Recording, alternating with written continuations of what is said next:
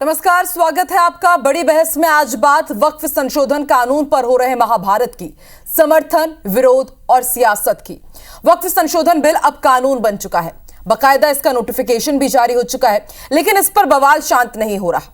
कई जगह विरोध की आड़ में हमने हिंसा भी देखी।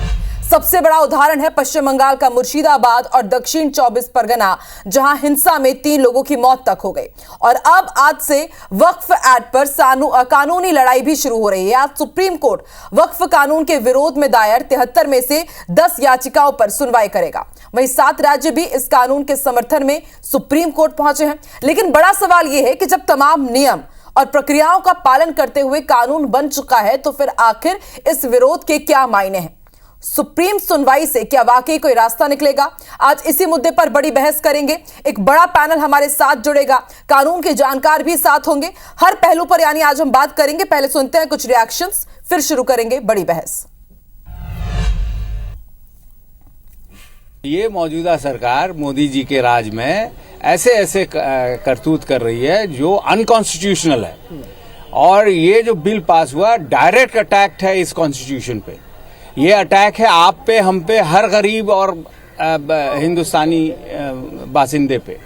तो इसको रोकना होगा। ये नहीं रुका तो जो ढांचा है बाबा भीमराव अंबेडकर जी का ये बनाया हुआ कानून है, इसकी कोई अहमियत नहीं रह जाएगी। जो मिट्टी से जन्म लिया है वो मिट्टी में हमको जितना भी खून देना पड़ेगा हम देने के लिए तैयार है, लेकिन हम हिंदू मुसलमान को हम बंटवारा करने नहीं देंगे। ममता जी, अगर पिछड़े, अति पिछड़े मुसलमान, पसमानदा मुसलमानों का रिप्रेजेंटेशन वक्फ बोर्ड में लाया जा रहा है तो आपको परेशानी है क्या? और तीसरा, वक्फ के द्वारा जो गलत तरीके से गरीब मुसलमानों की जमीन छीनी गई है, जब्त की गई है वक्फ के नाम पर, उसके बारे में अगर ईमानदारी और अकाउंटेबिलिटी फिक्स हो रही है तो आपको परेशानी है क्या ममता जी?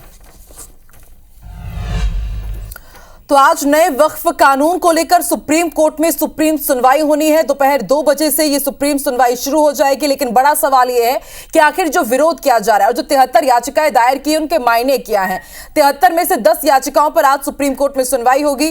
चीफ जस्टिस ऑफ इंडिया, उनकी जो बेंच है उसमें ये सुनवाई होनी है। 2 जज इसकी सुनवाई करेंगे और सबकी नजरें टिकी हुई है कि जब आज सुनवाई शुरू होगी तो किस तरह का रुख अख्तियार करता है सुप्रीम कोर्ट। और ना सिर्फ ये 10 याचिकाएं बल्कि एक एक करके बाद में दूसरी याचिकाओं पर भी सुनवाई होगी। और बड़ी बात यह है कि लगातार विरोध प्रदर्शन की तस्वीरें हमने देखी। आपको पश्चिम बंगाल की तस्वीरें तो याद ही होगी। मुर्शिदाबाद में गाड़ियों को आग के हवाले कर दिया गया। कहा गया कि 87 दिनों तक ऑल इंडिया पर्सनल मुस्लिम लीग बोर्ड जो है वो शांतिपूर्ण तरीके से प्रदर्शन करेगा, अपना विरोध जताएगा 8 जुलाई तक। लेकिन आपने तस्वीरें देखी, कई जगह गाड़ियों को आग के हवाले कर दिया जाता है, कई जगह तोड़फोड़ की जाती है और 3 लोगों की मौत भी हो गई।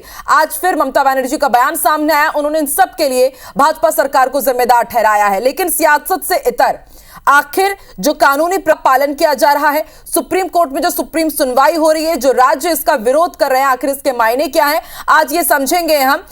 एक बड़ा पैनल हमारे साथ जुड़ेगा। आपका परिचय सबसे पहले करवा देते हैं इस पैनल का। हमारे साथ तौकीर निजामी जी जुड़ रहे हैं, मुस्लिम स्कॉलर हैं ये, और ये भी हम हमारे साथ हमें ज्वाइन कर चुके हैं। और उसके साथ ही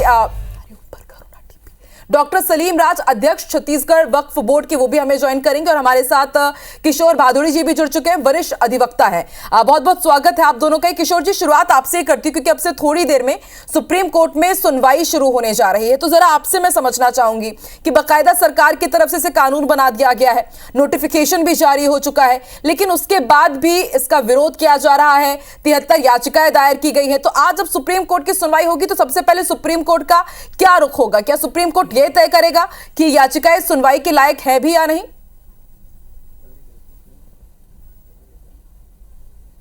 जी, बिल्कुल सही कहा आपने।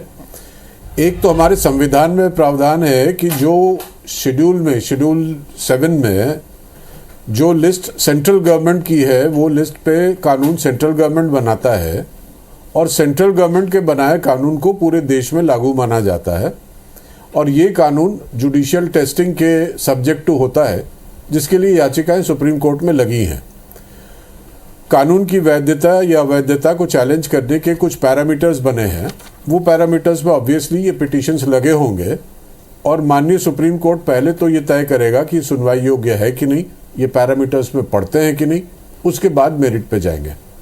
ठीक है किशोर जी, एक और मेरा सवाल है कि हम देख रहे हैं कि कुछ राज्य हैं जो इस कानून को मान नहीं रहे हैं, भले वो ममता बनर्जी की सरकार हो या फिर झारखंड के हेमंत सोरेन सरकार हो, और एक आध इसी तरह के और भी राज्य, एमके स्टालिन सरकार ने भी यही कहा है। तो क्या ये मुमकिन है कि केंद्र ने कानून बना दिया लेकिन उसके बाद भी आप विरोध कर रहे हैं, आप इसे मानने के लिए तैयार नहीं, तो क्या राज्य बाध्य होंगे कि कानून बन गया उसके बाद उन्हें भी लागू करना होगा?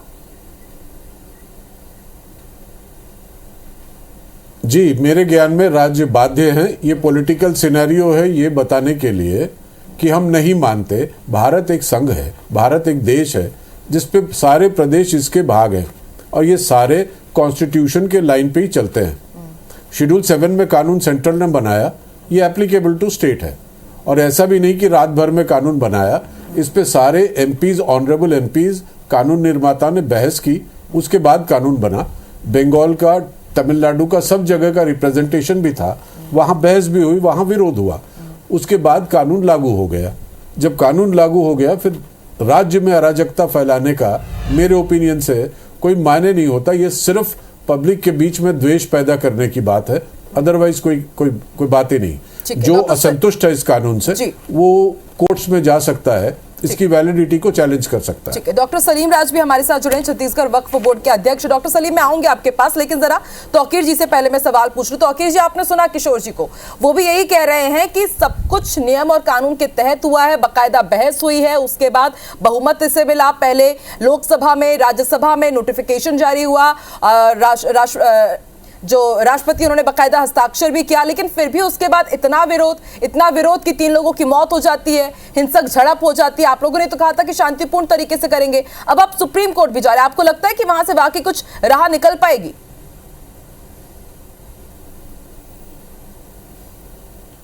देखिए, बहुत शुक्रिया मैडम। दरअसल आपको ये एक चीज़ और समझना पड़ेगी, जब किसानों के लिए 3 काले कानून लाए गए थे इसी संसद में, आदरणीय मोदी जी थे, तब भी पूरे देश में बहुत तेज़ी के साथ विरोध हुआ था और तीनों काले कानूनों को उनको वापस लेना पड़ा था। आदरणीय राष्ट्रपति जी जो बैठी हुई हैं वहाँ पर, वो सब संघ और भारतीय जनता पार्टी और नरेंद्र मोदी जी के इशारे पर जहाँ चाहती हैं साइन कर देती हैं, उसमें कोई दिक्कत की बात नहीं है। देखिए, ज़रूरत क्या थी इस तरह के तीसरे ये जो काला कानून वक्फ बोर्ड के लिए आप लेके आए? आप अभी मोदी जी कह रहे हैं कि पंचर बनाने वाले हाईवे पे मिल जाते हैं और अब्दुल सारे पंचर बना रहे हैं। ये हमारे मान स्वाभिमान का मामला है, ये हमारे अल्लाह के तरफ वक्फ की गई संपत्तियों का मामला है, ये हमारी अपनी निजी सारी संपत्तियों का मामला है। इसमें आप कौन होते हैं हस्तक्षेप देने वाले? और जो मुस्लिम समाज के लोग पूरे भारत में जहां भी इसका विरोध कर रहे हैं, सारे के सारे इसको पूरी तरह से रिजेक्ट कर रहे हैं। सबका ये है कि भाई आपको जरूरत क्या थी, करने का एक तरीका भी होता है ना। पश्चिम बंगाल के मुर्शिदाबाद और दक्षिण 24 परगना में तस्वीरें आपने देखी, किस तरह की तस्वीरें वहां पर सामने आई हैं?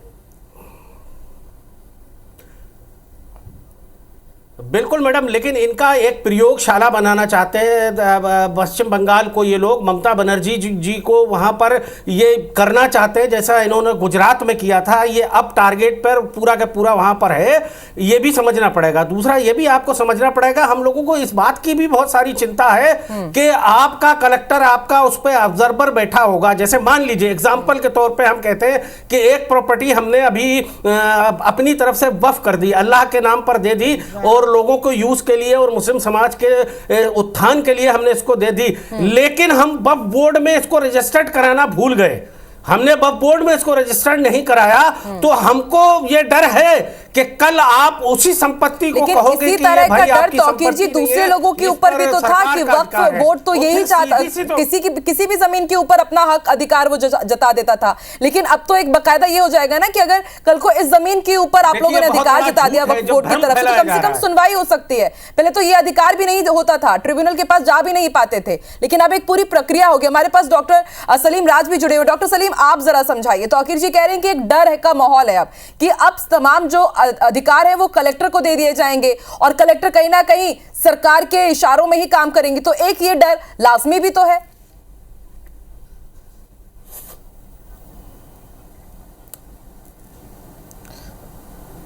नहीं, ये वक्फ बोर्ड एक्ट जो है, एक्ट के तहत सब बंधे हुए हैं।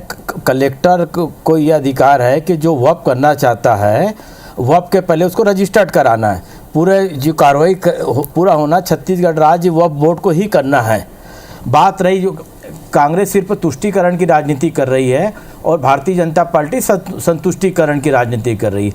पूर्व वक्ताओं ने कहा था कि हमारा अधिकार छीना जा रहा है, कोई उनका अधिकार नहीं छीना जा रहा है। वक्फ बोर्ड में मस्जिद में दरगाह, इमामबाड़ा, खानका की 1 इंच भी जगह कम नहीं होंगी। बात रही वक्फ बोर्ड की, तो वक्फ बोर्ड में गैर मुस्लिम भी सदस्य होगा, इसलिए होगा कि चूँकि अधिकतर मामला हिंदुओं भाई का आता है, तो लोगों को भय बना रहता है कि मुसलमान आपस में तय कर लेंगे, इसलिए गैर मुस्लिम आना है। और वक्फ बोर्ड एक धार्मिक बोर्ड नहीं है, वक्फ बोर्ड एक सामाजिक बोर्ड है। यहाँ पर सामाजिक बोर्ड होने के कारण जो भी कार्रवाई होना है वो पूर्ण रूप से कार्रवाई होंगी। अब पश्चिम बंगाल की जो मुख्यमंत्री है वो मुसलमानों को डर भय पैदा करके दिग्भ्रमित कर रहे हैं। हमारे कुछ मौलाना और कांग्रेस के लोग ये वक्फ बिल का विरोध कर रहे हैं। ये वक्फ बिल मुसलमान की तरक्की का बिल है, मुसलमान को शिक्षित करने का बिल है। मुसलमानों की तरक्की कांग्रेस कभी चाहती नहीं है, ना हमारे मौलाना लोग चाहते हैं कुछ। वो समाज के ठेकेदार बन गए हैं और अपनी दुकानदारी चला रहे हैं। इस तरह से हिंसक झड़पें होंगी, इस तरह के विरोध प्रदर्शन होंगे, लोगों की मौत हो जाएगी, तब तो यही लगेगा कि आपने एक वर्ग को अपने भरोसे में नहीं लिया। आप जो भारतीय जनता एक मिनट तौकीर जी, मैं आ रही हूं, आपका भी सवाल मैं लूंगी डॉक्टर सलीम से। एक मिनट, इनकी जांच करा लीजिए कि वक्फ की संपत्तियां कितनी इन्होंने कब्जा की हुई है। वही सब कुछ तो अब जांच में क्लियर हो ही जाएगा ना। तो उसी की तो लड़ाई चल रही है, की संपत्तियों को खुद कब्जा किया हुआ है। एक मिनट डॉक्टर सलीम, आप इसका उत्तर दीजिएगा कि फिर भरोसा ऐसा नहीं लगेगा कि आपने एक वर्ग को भरोसे में नहीं लिया, लगातार वो लोग सड़क पर उतर के विरोध ही जता रहे हैं।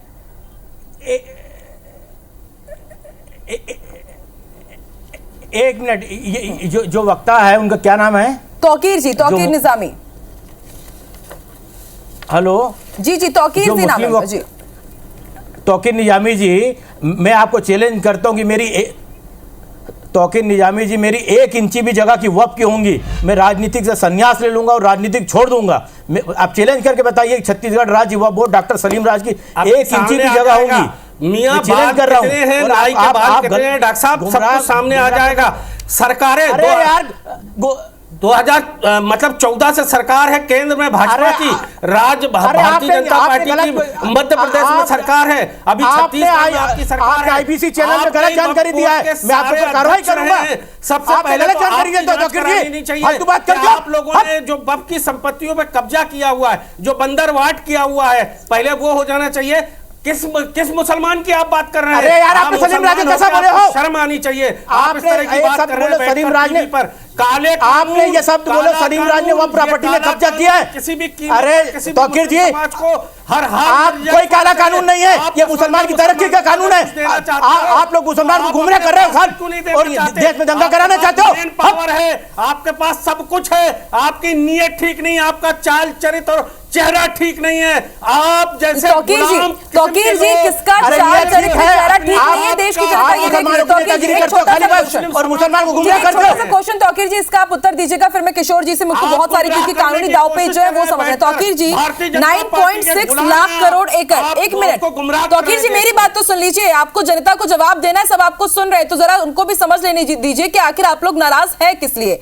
9.4 लाख करोड़ एकड़, यानी कि इतनी जमीन कि मतलब मेरे समझ से भी परे कि आखिर कितनी जमीन होती होगी। इतनी जमीन की दिल्ली जैसे 3 शहर आराम से यहाँ पे बस सकते हैं। इतनी जमीन वक्फ बोर्ड के पास है, रेलवे और सेना के पास सबसे ज्यादा जमीन आप ही लोगों के पास है। यदि उस पर सवाल उठाए जा रहे हैं तो फिर यदि अब ये संशोधित कानून आए तो दूध का दूध पानी का पानी हो जाएगा ना, जांच हो जाने दीजिए। फिर इससे दिक्कत क्यों? यदि आपने कब्जा किया है तब तो फिर वो गलत है, कब्जा नहीं किया है तो वो जमीन तो आपके पास ही रहेगी। दिक्कत किस बात की है?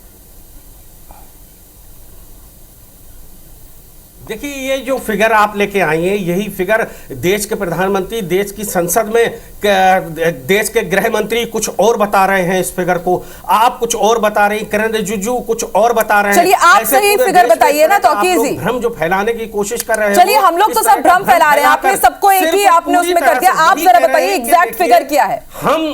हम आपसे आपके चैनल के माध्यम से हम ये निवेदन करना चाहते हैं कि अगर आप पसमानदा मुसलमान, ये पंचर जोड़ने वाले मुसलमान और ये सारे के सारे मुसलमानों को अगर आप कुछ देना चाहते हो तो वक्फ की संपत्तियां छीनकर हमें दान देने की नहीं। जरूरत तो नहीं है। नहीं, आपने सबको भ्रम फैलाने वाला फिगर बताया, मैंने जो फिगर बताया तो आपके पास होगा ना कोई एग्जैक्ट या राइट फिगर। तो मेरी बात सुनिए, एग्जैक्ट फिगर आप बताइए कि कितनी संपत्ति है वक्फ बोर्ड के पास। आप आईबीसी चैनल में थोड़ा तैयारी करके आया करो, समझे? शिक्षा में पिछड़े हुए हैं, आप तैयारी करके आया करो। अब आप सवाल का जवाब नहीं दे रहे हैं। तौकीर जी, दिग्भ्रमित करने काम कर रहे हो। सवाल उठाना आसान है लेकिन आप एग्जैक्ट फिगर नहीं बता पा रहे हैं। आप दिग्भ्रमित कर रहे हो समाज को। ठीक है, एक मिनट, अब मैं किशोर जी के पास आना चाहूंगी। किशोर जी, आपसे मैं समझना चाहूंगी, ठीक है मैं आ रही हूँ, तो आखिर जी आ रही हूँ, आप मेरे सवाल का जवाब तो दे नहीं पाए। किशोर जी, आप जरा मुझे समझाइए कि इससे पहले भी वक्फ बोर्ड की तरफ से जो ट्रिब्यूनल था वहां पर भी कई केस पहले से लंबित है, लेकिन अब ये नया संशोधित कानून जो लागू हो गया है तो इसके बाद उस ट्रिब्यूनल का क्या होगा? वहां पर जो सुनवाई चल रही है उन केसेस का क्या होगा?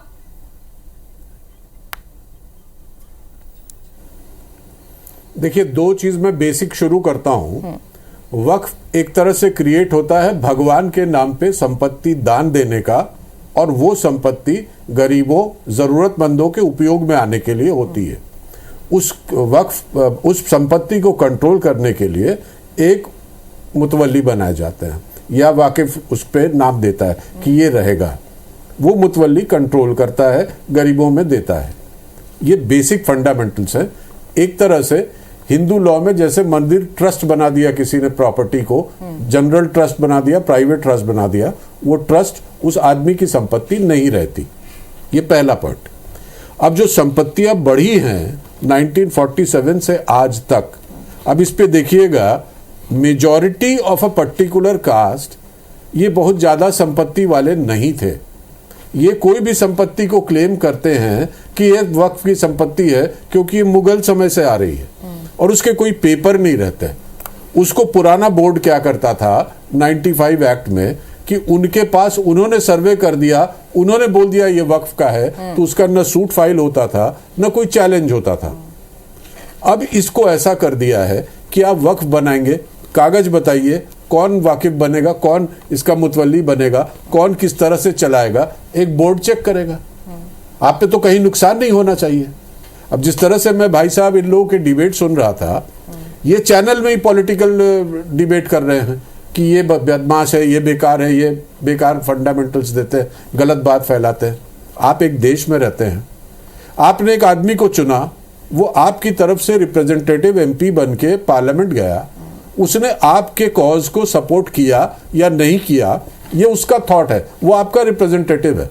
उसके बाद सड़क पर आ जाना और मार मुटव्वल कर देना, वो अच्छी बात नहीं होती, वो किसी देश के लिए अच्छी बात नहीं होती। कानून को समझ ले पहले कि ये कानून में बना क्या है। कलेक्टर, जॉइंट सेक्रेटरी, इस लेवल डिस्ट्रिक्ट जज, इस लेवल के ऑफिसर्स को दिया गया है, 3 मेंबर में से 2। तो अगर आप सिस्टम पे ही भरोसा नहीं करेंगे, का पालन किया गया है, जेपीसी बैठी, उसके बाद जगह जगह जाकर के कमिटीज ने चर्चा की, उसमें कई मुस्लिम स्कॉलर्स भी शामिल थे, पूरा पालन किया गया। फिर जैसा कि आप बोल रहे हैं कि पार्लियामेंट, राज्यसभा, लोकसभा, राष्ट्रपति, सब कुछ, लेकिन तौकीर से आप लोग किसी चीज को मानने के लिए तैयार नहीं है। एक लोकतांत्रिक प्रक्रिया है, उसके तहत ही कानून बना है। अब कोई आदमी अगर राष्ट्रपति ने साइन किया तो माननीय राष्ट्रपति को अगर ये बोले कि अरे माननीय राष्ट्रपति ने तो ऐसा ही साइन कर दिया, जी वही बोल रहे हैं। किसी देश का प्रधानमंत्री कुछ कह रहा है, चाहे वो कोई भी हो, आपने ऐसा कह दिया कि आदरणीय लोहिया जी ने कहा, प्रधानमंत्री इस तरह के, लोहिया जी ने कहा था आपका क्या है सुनी हुई तो इसके बाद अब आप लोहिया जी तक मत जाइए, बहुत गड्ढे खुदेंगे। अपनी मनमानी करेगी और ये वही होने जा रहा है कि सत्ता जिसके पास में है वो अपनी मनमानी करने की कोशिश तौकीर जी, संविधान जब देखिए सत्ता पक्ष एक समय में रिजर्वेशन भी दिया था, तौकीर जी सत्ता तो हमारे पास अराजक स्थिति नहीं थी, कानून मान के चलने वाले लोग थे। देश में नफरत फैलाई जा रही है तो उसके लिए हमें सड़कों पर उतरने की तौकीर जी, फिर बहुमत कैसे मिल जाता है? ये आपका भाई साहब पॉलिटिकल स्टेटमेंट है, ये पॉलिटिकल स्टेटमेंट। कोई नफरत नहीं फैला रही है, आप मुसलमान को गुमराह कर रहे हो। तौकीर तौकीर जी, आप मुसलमान को दिग्भ्रमित कर रहे हो, आप मुसलमान के हितैषी हो ही नहीं। मुसलमान के हितैषी नहीं हो। आपसे कहा, आपने गुलामी का पट्टा अपने गले में डाला हुआ, आप मुसलमानों का हितैषी नहीं हो। आप उस सरकार का लाभ ले रहे हो, पदों पे बैठे हुए हो, आपने कब्जा किया हुआ है। पहले आप अपने गिरबान में झांक कर देखिए। अरे छोड़ो यार, फालतू बात कर दो तौकीर जी। मुसलमान नया वक्फ बिल आ रहा है जो आप गलत को गलत नहीं कहते हो, सही आपको जानकारी नहीं है कुछ, आप ये जो बिना कुत्ते की बात करते हो, इसका विरोध करते हुए आप खुद रोड पे नजर क्यों नहीं आते हैं? डॉक्टर साहब, आपको कल कोई काला कानून नहीं है, खत्म हो गया, आपके बच्चे ही आपकी मैयत को ले जाएंगे। तो गलत कानून है नहीं, आप जाओगे कि शमशान में जाओगे, ये तय भारतीय जनता पार्टी या संघ के लोग करेंगे। अरे छोड़ो यार, आपके लोग नहीं करेंगे, ध्यान रखिएगा। इतिहास, अरे तौकीर जी ज्यादा फालतू बात मत करेगा, समझ गए? आपको बताएगा कि आप टीवी पे बैठ तौकीर जी, आप फालतू बात मत करिए। हिमायत कर रहे थे, चलो आपको आने वाला कल बताएगा। आप बीजेपी बैठे लायक आदमी नहीं हो यार, खाने काबिल नहीं बचोगे। क्या गंदे, आप जिस तरह की आप मेहमान मंडली, अरे गंदे आदमी से बात ही नहीं कर रहे। गंदे आदमी से बात नहीं करूंगा मैं। मत कीजिए ऐसे एकदम ऐसे आक्रोशित मत। देखिए IBC 24 में तमाम दर्शक, तमाम जनता आपको देख रही है। प्लीज थोड़ा मर्यादा का पालन कीजिए प्लीज। छत्तीसगढ़ का मुसलमान तय करेगा। डॉक्टर साहब, आप अध्यक्ष बने बैठे हो, तय करेगा। आपकी डिबेट हट जाता हूं। जब ये नहीं डॉक्टर सलीम, नहीं ऐसा ही बिल्कुल नहीं, डिबेट से हटने की जरूरत नहीं है आपको। तौकीर जी पर्सनल कमेंट्स मत कीजिए ना, आप किस तरह की बात कर रहे हैं? मैं कहां तक आप पहुंचा रहे हैं तौकीर जी? अभी IBC में बैठूंगा ही नहीं डॉक्टर सलीम, आप किस तरह की बात कर रहे हैं? इन्होंने नहीं, मैं रोक रही हूँ, तौकीर जी आप देखिए भाषा की मर्यादा में आप छोड़ता कीजिए प्लीज। आपको अपनी बात जो करनी पर्सनल कमेंट्स में आप कर सकते हैं ना। चलाया जाएगा, किसानों के कौन अधिकार दिया जलाने का? तो फिर ये वक्त का जो कानून आया ये भी वापस होना चाहिए। इस कार्य कानून को वापस लेना ही होगा। लगातार पर्सनल कमेंट्स कर रहे हैं, पर्सनल कमेंट मत कीजिए, वो तो पक्ष रख रहे हैं एक ना। ऐसे में फिर वो भी आपके ऊपर पर्सनल कमेंट करेंगे तो फिर क्या स्तर होगा डिबेट का, इसका अंदाजा आप लगा रहे हैं। इस तरह की चीजें मत कीजिए प्लीज। डॉक्टर सलीम आप अपनी बात पूरी कीजिए कि बार बार यही बात कही जा रही है कि बरगलाया जा रहा है, छला गया है एक विशेष समुदाय को, उनको खत्म करने की कोशिश है, साजिश रची जा रही है। तो एक वो भरोसा का फैक्टर मिसिंग नजर में आता है कि वाकई एक जो समुदाय है वो पिछड़ता हुआ जा रहा है, वो अलग होता हुआ जा रहा है आप लोगों से।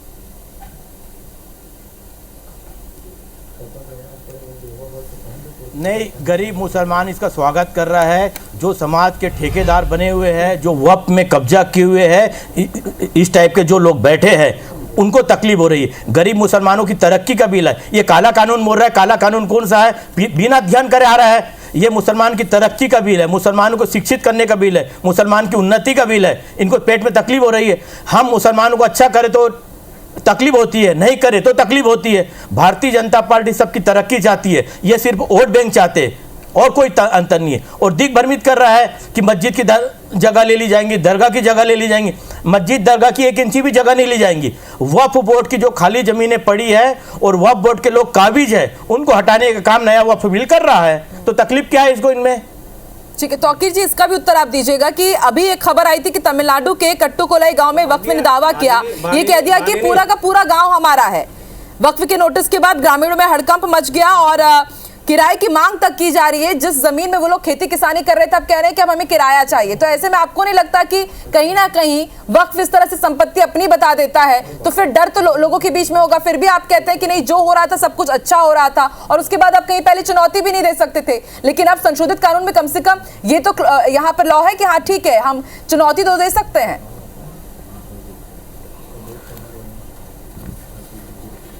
देखिए, मैं वही कहना चाहता हूं कि डॉक्टर साहब उस बात को सुनने के लिए कोशिश नहीं कर रहे हैं। मैं इनसे ये पूछना चाहता हूं कि इस तरह का जो भ्रम पूरे देश में फैलाया जा रहा है कि बब जहां पर हाथ रख देगा उसकी आपको पहले माफी मांगना पड़ेगा मेरे से, आपको माफी इस तरह के भ्रम है जो फैलाए जा रहे हैं। और बहुत ज्यादा सबसे बड़ी बात ये बताना पड़ेगा, मैं आपसे पूछना चाहता हूं डॉक्टर साहब, माफी आपको मांगना पड़ेगी पूरे समाज के सामने।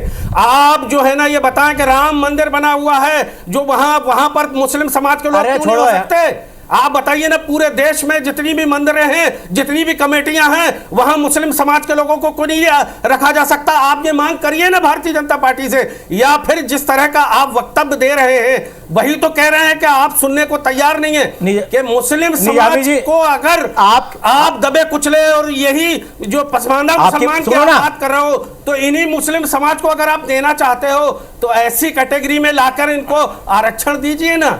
आप इनके शिक्षा का, रोजगार का आप इनकी सरकारी नौकरियों का इंतजाम करवाइए ना, या तो ये कहना बहुत आसान है कि किसी को भी आप आरक्षण दे दीजिए, दूसरा है ना? आप मतलब सब होगा। भीमराव अंबेडकर जी ने भी कहा था कि समय के साथ आरक्षण खत्म होना चाहिए, और आप देखिए वही आप वही दलील दे रहे हैं कि आरक्षण अभी और बढ़ना चाहिए, दूसरों को भी आप आरक्षण में शामिल कर दीजिए। लेकिन यदि कहीं पर अवैध कब्जा हुआ है, उसकी जांच यदि हो जाए तो वो आपको नागवार गुजर जाएगा। ठीक है किशोर जी, आपसे मैं क्लोजिंग स्टेटमेंट चाहूंगी कि 10 याचिकाओं पर अभी आज से सुनवाई शुरू होगी और उसके बाद भी कई याचिकाएं हैं जो सुनवाई उनकी होगी। आपको क्या लगता है कि किस तरह से अब दलीलें दी जाएगी, क्या अब रुख रहने वाला है सुप्रीम कोर्ट का? क्योंकि आप भी हाई कोर्ट के बहुत सम्माननीय वकील रहे हैं, सब चीज आप लगातार फॉलो करते आए हैं, तो आपको क्या लग रहा है?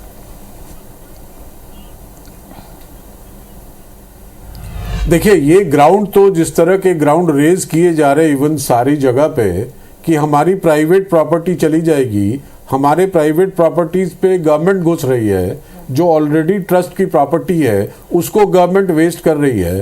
Therefore it is a violation of article 21, 19 and etcetera etcetera. तो ये बात की बहस तो होगी, पक्का होगा, लेकिन उसका काउंटर भी सेंट्रल गवर्नमेंट ये देगी कि आपके किसी भी कॉन्स्टिट्यूशनल राइट का हमने कभी वायलेशन किया नहीं है, आपका कॉन्स्टिट्यूशनल राइट इंटैक्ट है। हमने सिर्फ इस तरह से, जैसे हमारे भाई साहब अभी कह रहे थे मंदिरों में मुस्लिम मेंबर क्यों नहीं बनाते, भाई साहब क्षमा चाहूंगा, वो सारे मंदिर ट्रस्ट एक्ट इंडिया के कानून से चलते हैं, कोई बोर्ड से नहीं चलते, उस पर सरकार का हाथ है, सरकार ही चलाती है। तो उस तरह से अगर उस पर कोई दूसरे समाज के लोग तो ये नहीं कहते हमारा अधिकार चला गया। इसी तरह से आपका कंट्रोल जेन्युइनली आपके राइट के हितों को कुठाराघात न करते हुए अगर कंट्रोल गवर्नमेंट रख रही है, किशोर जी, हमने इसलिए खास तौर पर आज के इस पैनल में आपको शामिल किया है कि जितनी भी जनता है जो थोड़ा सा भी जिनको डाउट हो कि आखिर वक्फ कानून को लेकर के विरोध क्यों हो रहा है, अब सुप्रीम कोर्ट का दरवाजा क्यों खटखटाया जा रहा है, तो उनके मन में जितने भी प्रॉब्लम्स है, जितने भी शंकाएं थी, वो दूर हो जाए कि आखिर अब आगे इसमें इस पूरे प्रोसेस में क्या होगा और क्या सच है, क्या झूठ है, क्या गलत है, क्या भ्रम फैलाया जा रहा है। हालांकि अब से बस थोड़ी ही देर में सुप्रीम कोर्ट में सुनवाई शुरू होनी है, सबकी नजरें टिकी हुई कि अब सुप्रीम कोर्ट का क्या रुख रहेगा, और IBC 24 आप तक हर एक रिपोर्ट और हर एक खबर फॉलोअप के साथ पहुंचाता ही रहेगा। बहुत बहुत शुक्रिया डॉक्टर सलीम, तौकीर जी, किशोर जी हमारे साथ जुड़ने के लिए बड़ी बहस में। नमस्कार।